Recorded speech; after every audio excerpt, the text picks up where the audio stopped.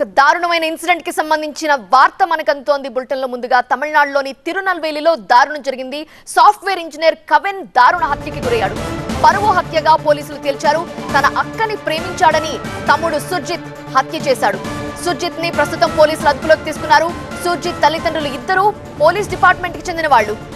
కవిన్ దారుణ హత్య వెనక అమ్మాయి సోదరుడితో పాటు ఆమె తల్లిదండ్రుల హస్తం కూడా ఉందని బాధిత కుటుంబం ఆందోళనకు దిగింది దీంతో ఉన్నతాధికారులు వెంటనే స్పందించారు సుర్జిత్ తల్లిదండ్రులు ఇద్దరిని విఆర్లో పెట్టారు ఈ పరువు హత్య కేసులో కింది స్థాయి కులం వారు అనే కోణం కూడా ఉండటంతో అన్ని రకాలుగా దర్యాప్తు చేస్తున్నారు పోలీసులు హత్యకు గురైన కవిన్ చెన్నైలో సాఫ్ట్వేర్ ఇంజనీర్ గా పనిచేస్తున్నాడు